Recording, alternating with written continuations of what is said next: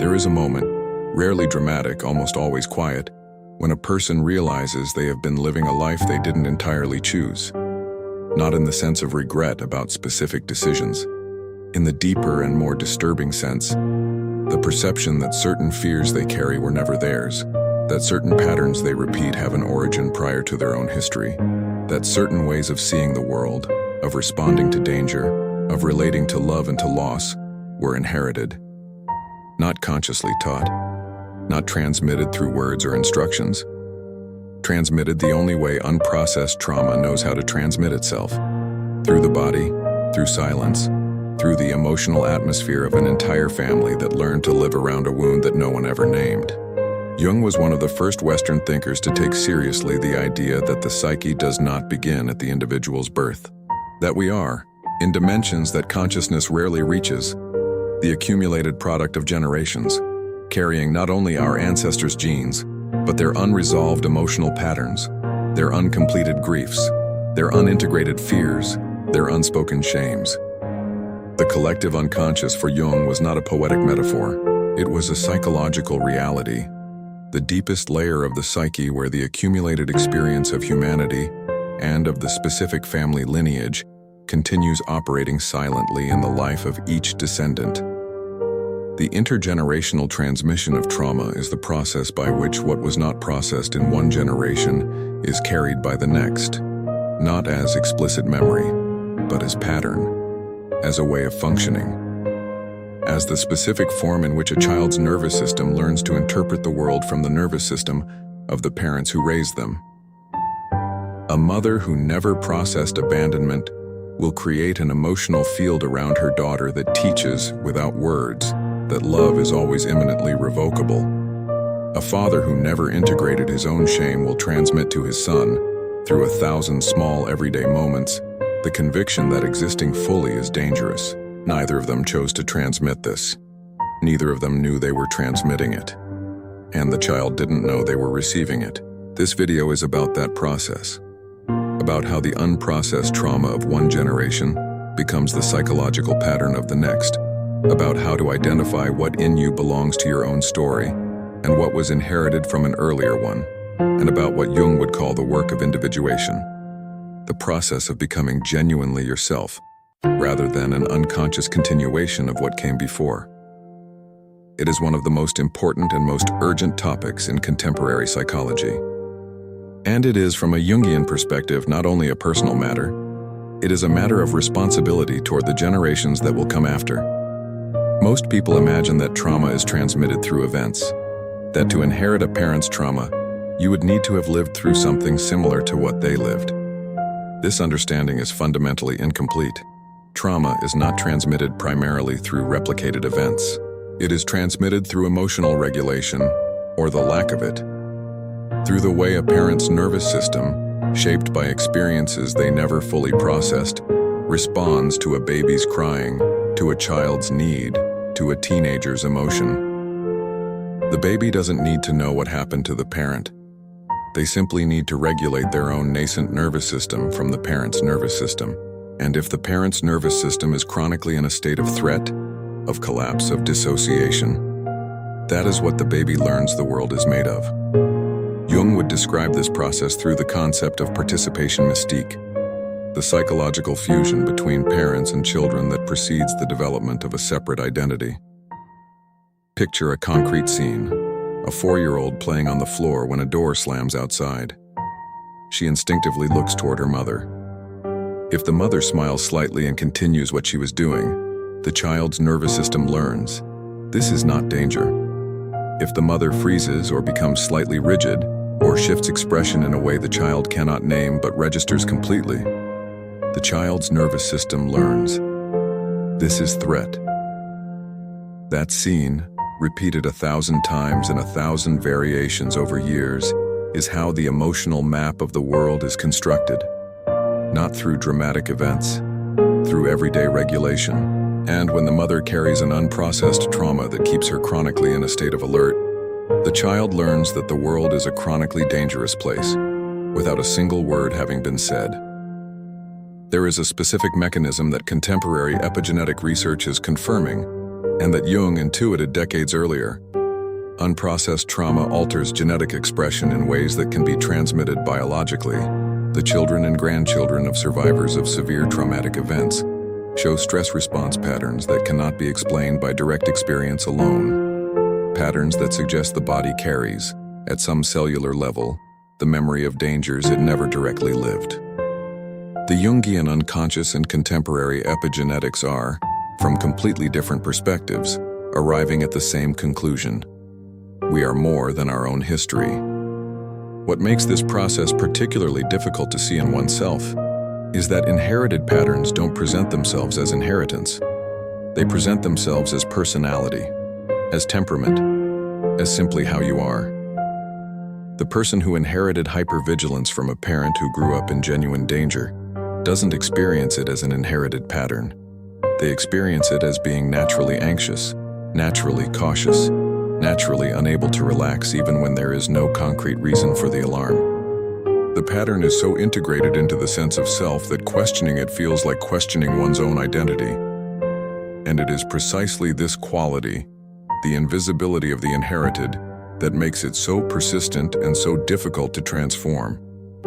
In every family that carries unprocessed trauma, there is a specific silence, not the absence of sounds, but the absence of certain conversations, certain emotions, certain truths that are known by everyone and spoken by no one.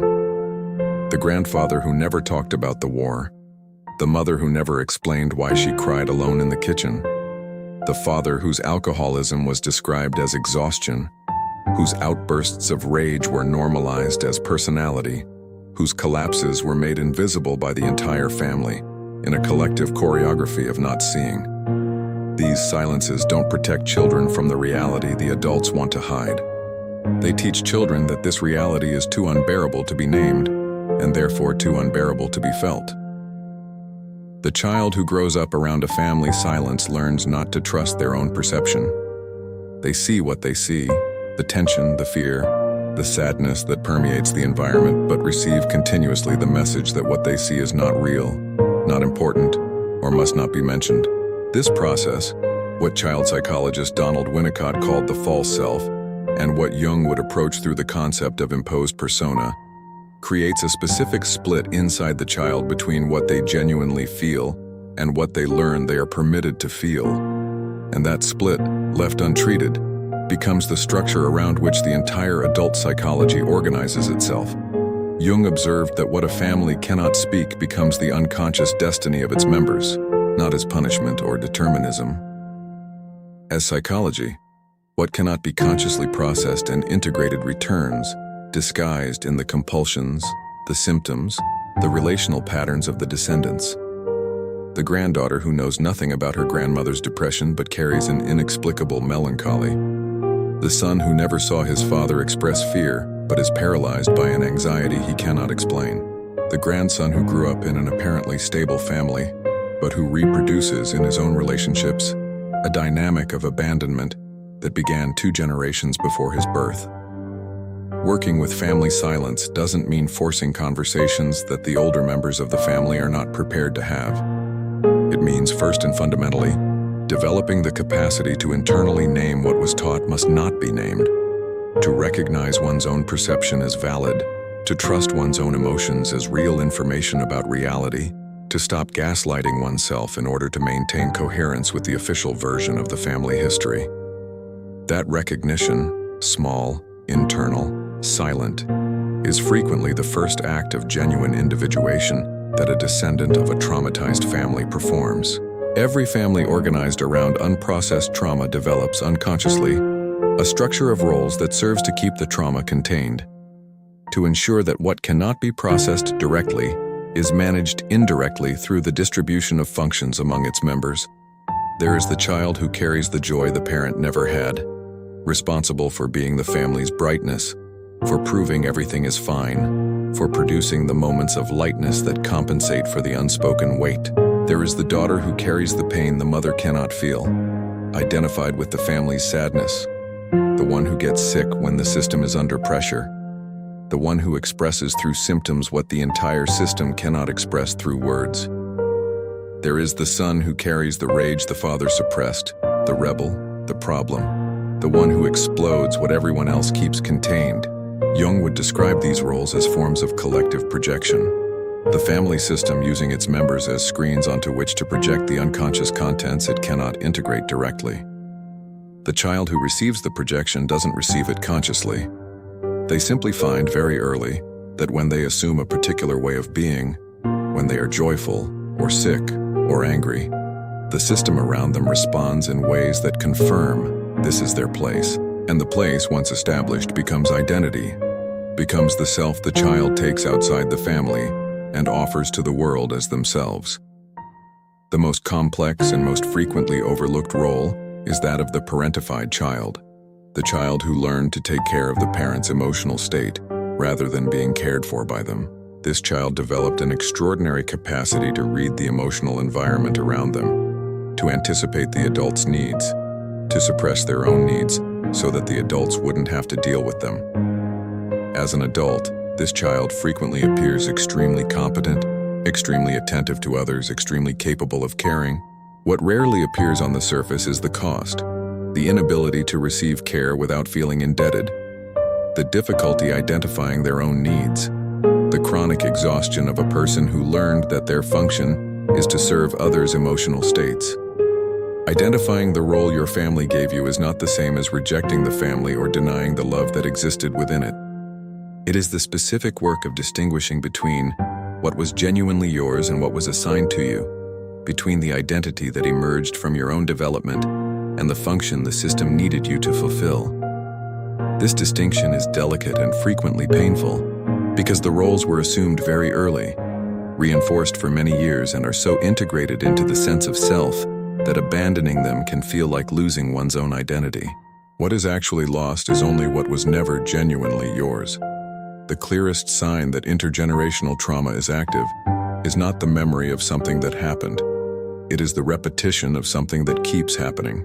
The person who swears they will never repeat their parents' pattern, and who, years later, finds themselves repeating it with disturbing fidelity.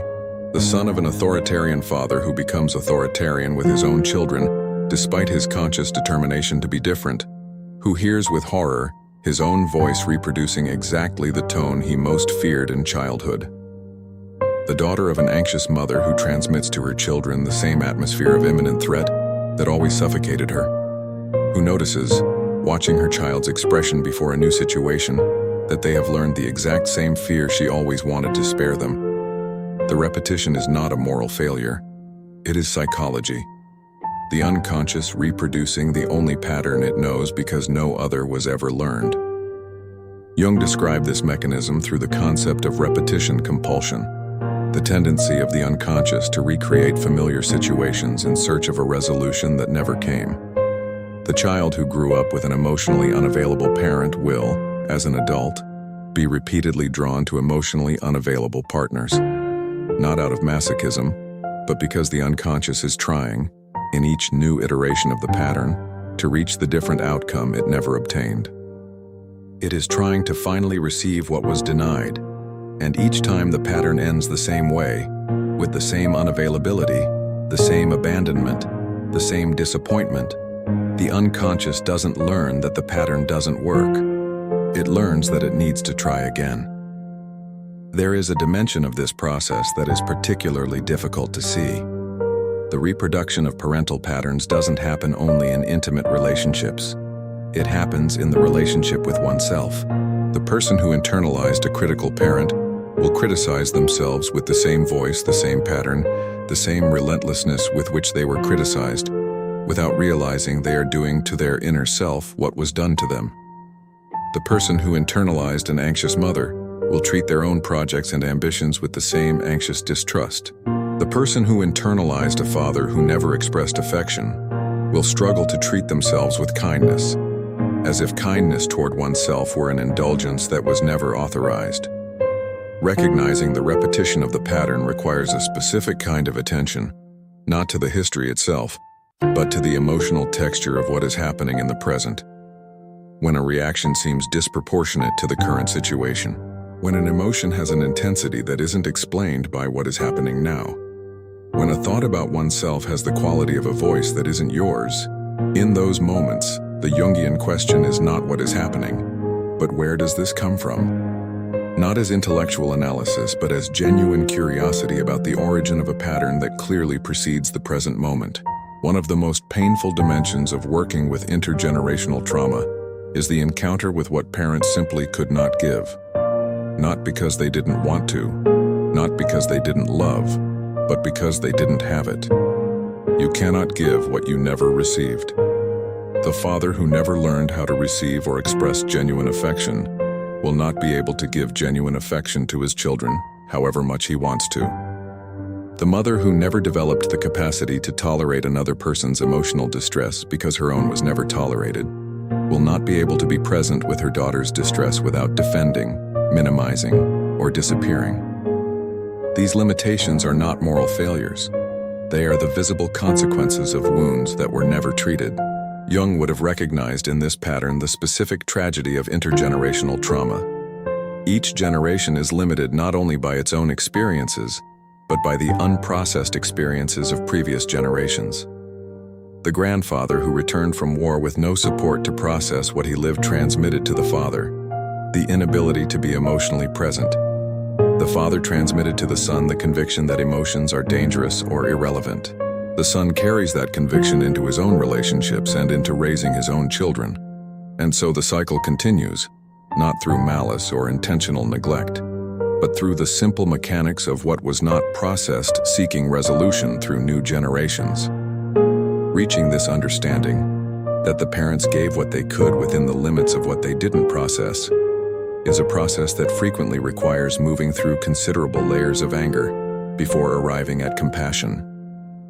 And the anger is necessary.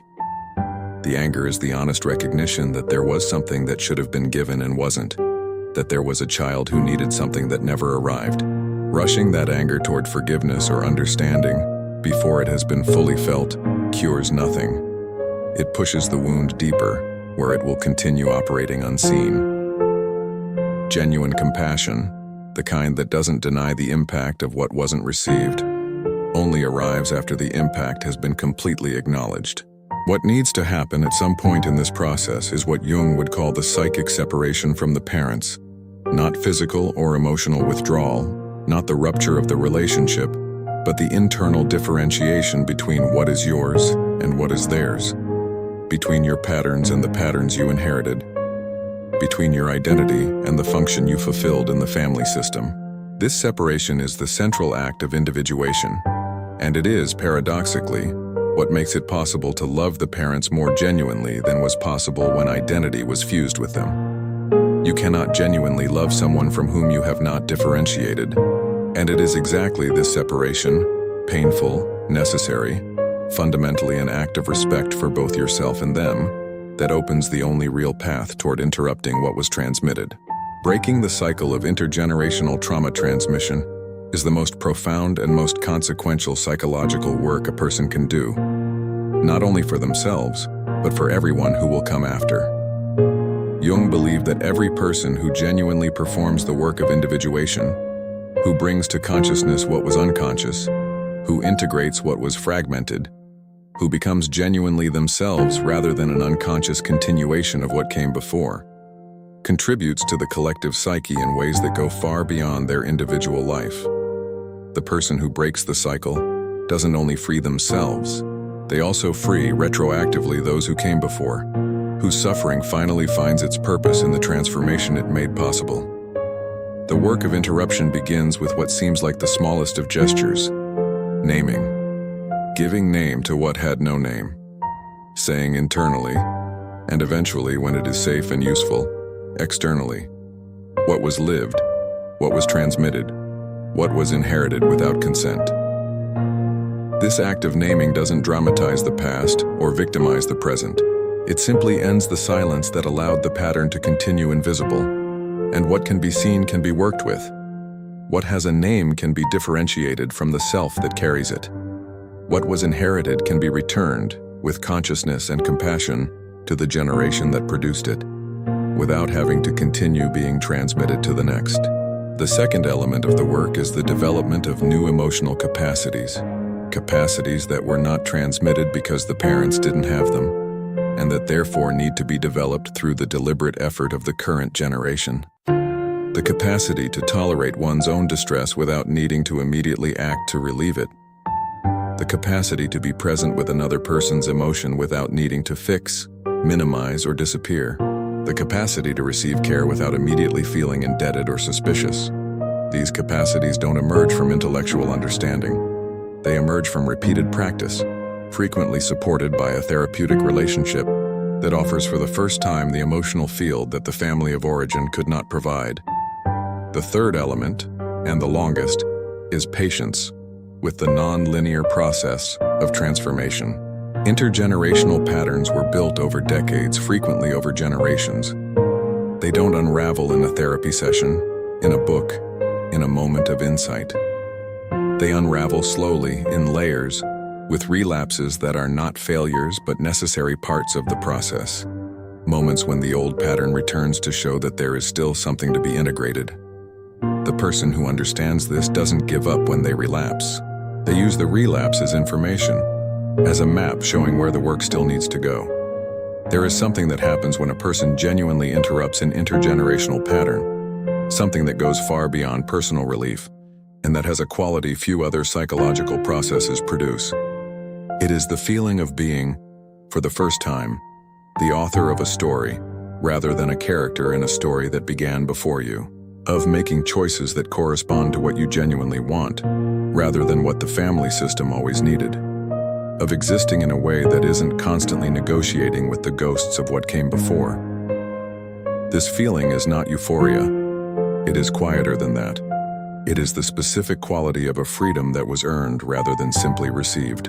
Jung described the process of individuation not as the end of a journey, but as the inauguration of a different way of living.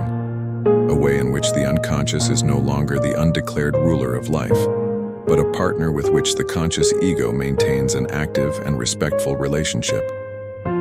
For the person who has done the work of separating the inherited from the genuine, the self's own from the transmitted, the past from the present, this different relationship with the unconscious produces a quality of presence that is immediately perceptible to those around them. That person's children grow up in a different emotional field. Not perfect, because no parent is perfect and no child needs perfection, but genuinely different from what it would have been without the work. The responsibility this implies is real and worth naming honestly. Breaking an intergenerational cycle requires more than previous generations were capable of doing, not because you are better than them, but because you have access to resources they didn't have. The psychological language, the knowledge about trauma and how it functions, access to therapeutic support, the cultural permission, growing and still insufficient to examine one's own heritage without being considered disloyal. These resources create a possibility that didn't exist before. And with the possibility comes the responsibility to use it, not as guilty obligation, but as honest recognition that you are in a position your ancestors never were. If you recognized your story in this video, if the patterns described here have the quality of something lived rather than merely understood, then you have already begun. Recognition is the first act.